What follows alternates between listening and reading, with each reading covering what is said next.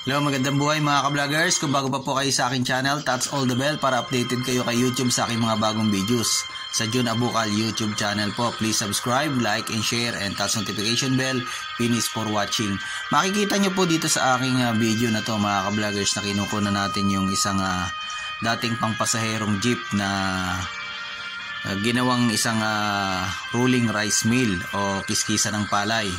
Ang inventor po nito mga ka-vloggers ay walang iba kundi ang ating dating isang retiradong kagalang-galang na retired public school teacher na si Mr. Rolando Mercurio o sa tinatawag naming nickname na Uni Mercurio.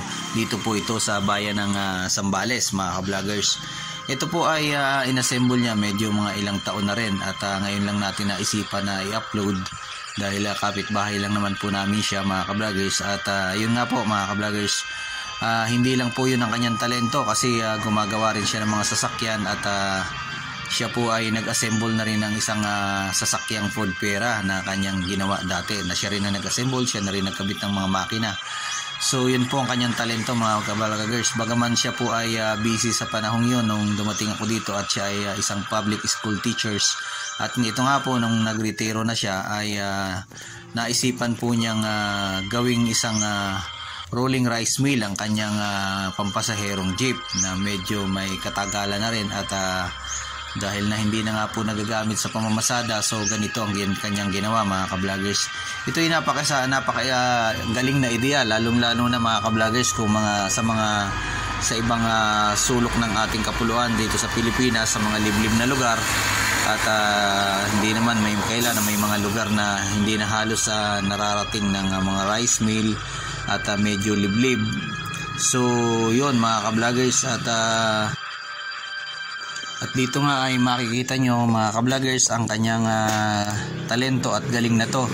Isang kapaki-pakinabang na kanyang ginawa mga ka-vloggers at pwedeng maging isang halimbawa dito sa atin sa buong Pilipinas, lalong-lalo na sa mga liblib na lugar na hindi na naaabot ng rice mill o malayo sa mga rice mill yung mga kabahayan, lalong-lalo na sa mga liblib na lugar dito sa Pilipinas.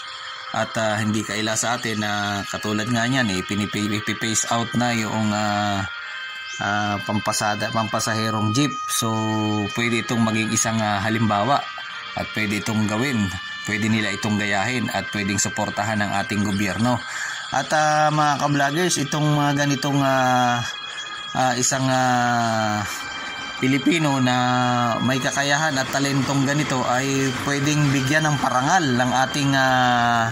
ng ating Pangulo ng dito sa Pilipinas na dahil sa kanyang angking talento at galing na nagawa niya mga ka-vloggers at naisipan niya to. So sana ito'y mapansin ng ating mga makatataas na nanunungkulan dito sa atin sa Pilipinas, lalong-lalo na sa ating mga local government na isang talento ng ating kababayan dito sa bayan ng Zambales, isang retired public school teacher na si Mr. Rolando Mercurio o sa nickname na Uni Mercurio. Dito po ito sa Barangay ng Kanaynayan, Santa Cruz, Zambales. Isang